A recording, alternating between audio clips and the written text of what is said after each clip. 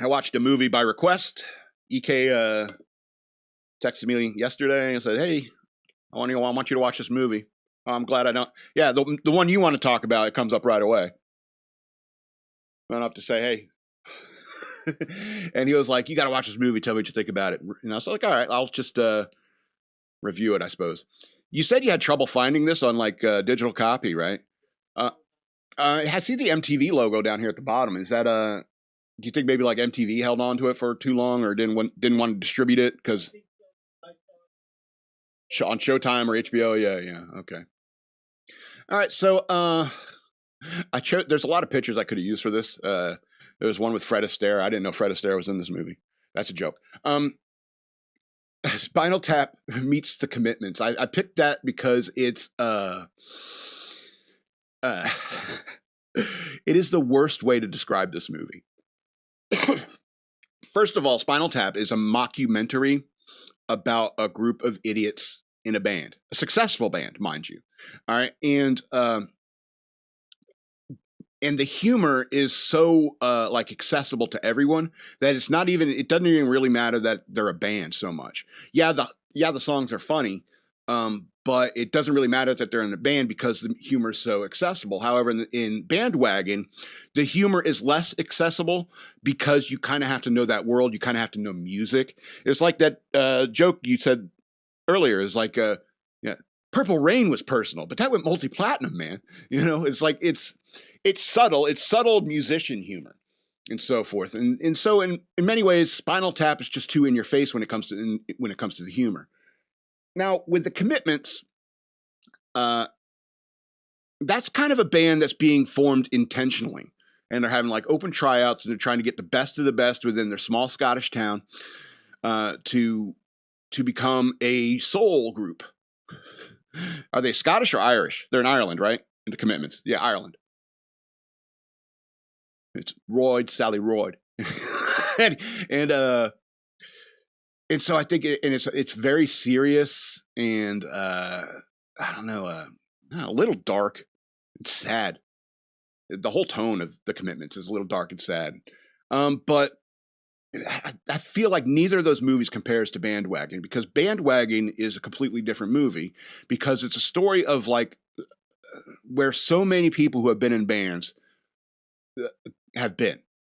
And this came out in 1996, and I find it interesting that EK recommended this because in '96, that's when both he and I were both in bands and stuff like that. And a lot of the America in the mid '90s is all over this this movie. And I remember even seeing the scene with that Krispy Kreme, you know, and you're like, man, it's been forever since I've seen a Krispy Kreme look like that, you know, and it made me really feel like I was back in that time with the band. And so you get kind of a little summary here about these these characters. As Charlie, I want these songs to be heard. You want these songs to be heard, don't you? Tony, I don't know. They're kind of personal. Personal. Purple Rain is personal, man. That went quadruple platinum. That's the phrase. Sorry for spitting. But I wish they had instead of that, they had a quote from every single one of the characters. Because I mean, not Charlie, Tony, Gwen. What was the other guy?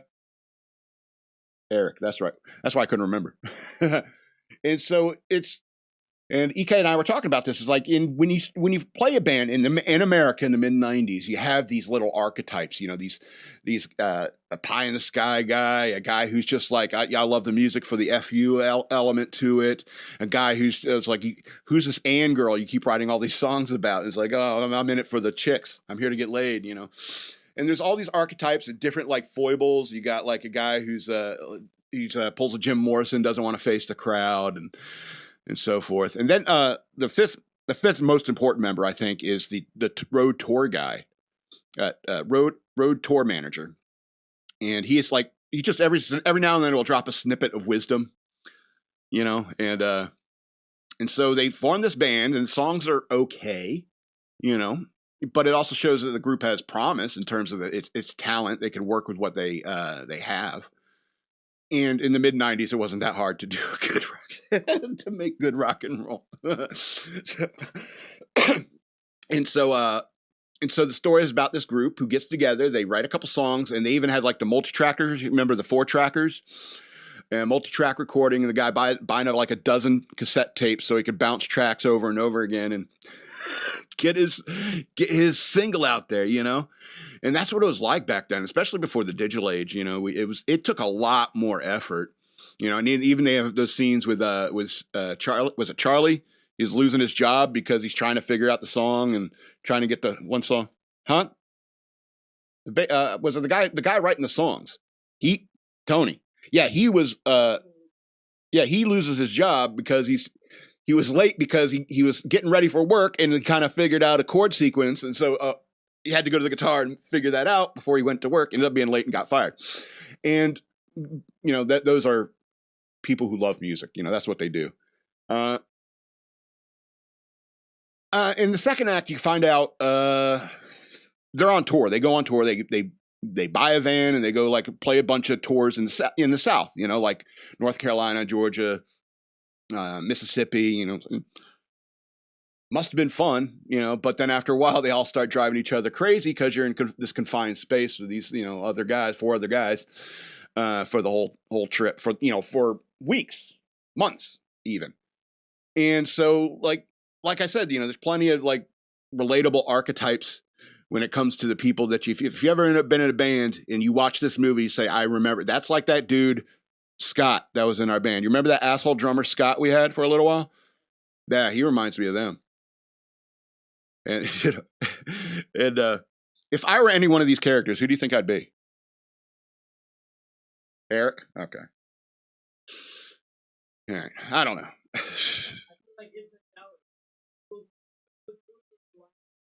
All right. Yeah, that's what I mean. Is like, even if you can't find the archetype, you can find elements of yourself in even one of these characters.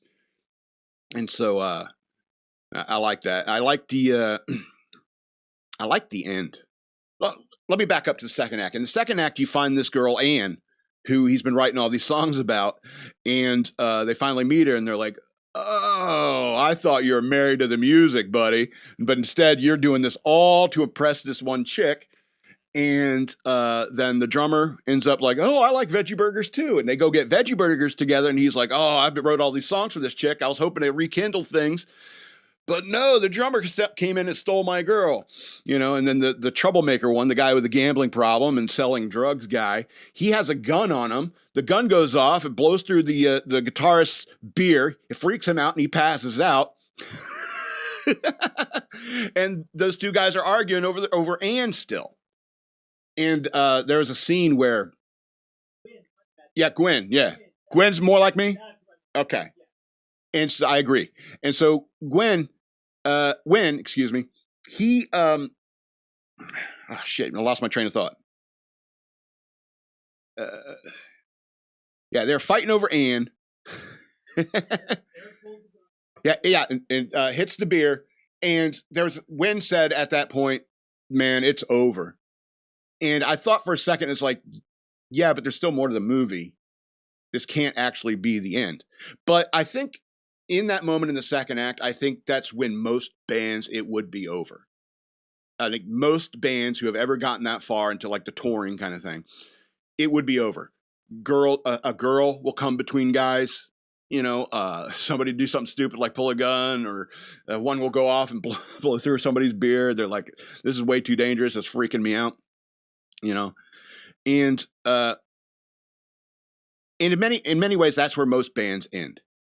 But instead, this movie has to have a third act. And the third act, I liked it. I thought the third act was a punk rock. You know, it was real punk rock end. Because when you're doing a movie like this, you have to have a third act where they finally meet like record executives. And they do. They meet some record executives. They feel like they're going to get picked up. They're going to start making money, start being, be the next, Queen, the next Prince or whatever, you know. But they said, hey, they start talking to them about compromising their art. We may like choose your set list to help, excitement of the group. Is like, well, we don't want you to have control over our art and so forth. And so they kind of like thumb their noses at the record executives, or we're gonna make it on our own. We don't need you. We're not gonna compromise our art. And then, that's punk rock, man. I dig that. And then they have a final little performance at the end, started by their road manager, who was a guy who honestly believed in them. And the phrases he would say is always really quick. It's, really quick and terse and to the point. Something like, he's like, "I'm freaking out, man. They're going to hate us." And it's like, well, are you doing this because you love the music, or are you doing this because you love the crowd? Because the crowd shouldn't matter to you. It's full of wisdom like that. Additionally, there are some scenes with Wynn and the tour manager fishing. And I think he was like trying to court him and say, "Hey, you want to, I don't know, be our road manager when we go on this tour?" And he's fishing with him, and he's like, "Get the net," and boom, sets the hook on a fish. It even talks to him. So trust me, guys, we want him helping us because he sensed a fish before he caught it. And that was enough to convince Wynn, enough to convince me. Symbolic. It was symbolic, absolutely. He can spot the talent. Yes, he can spot the talent. He knows where it is. And so I think that it was good to have the little fishing analogy. Even when Wynn gets a little freaked out and he just grabs his fishing pole, starts walking to the water. I need to chill out, man. And I think, that is kind of like me. If I get like cooped up in a place like that, I would have the fishing rod with me, and it's like, I need to go. And what he wouldn't leave until he caught a fish, that's just kind of like I don't know. It's great. It's great. And at the end, you realize that the tour manager was reading this book the entire time, and it was a dictionary of chemistry. And in many ways, he kind of explains that, or represents the idea is like, music is awesome. Yeah, you can learn it, but there's plenty of other things out there to learn, and other things out there that are awesome. And as long as you know what you want out of life, or what you're trying to do, there's no limit to you.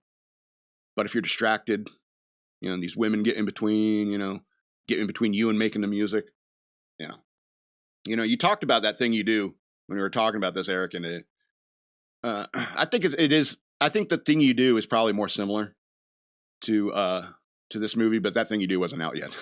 I don't think that thing you do is like 94 or late 90s, I think. That thing you do. Hold on. Yeah. 96, same year. Yeah.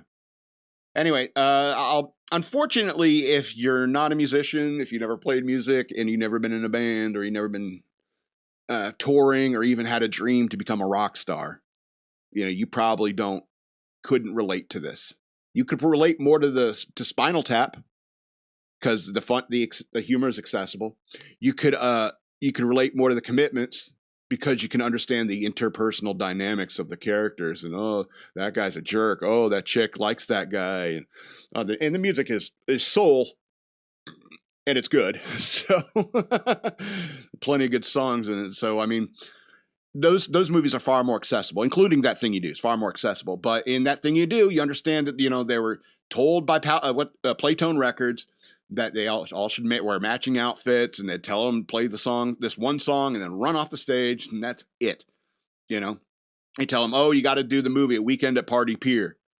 You should have told us about this Rick and Anita movie." And so their art was compromised, but they were successful. But at the end of Bandwagon, they didn't compromise their art. You don't know if they become successful, but you still get that's kind of punk rock feeling at the end. So 7 of 13 stars. You kind of have to know that world, but for somebody who's in the band in the mid to late 90s, America through the eyes of that van, it looked pleasantly familiar. The madman loves you all, from the big to the small. He loves you from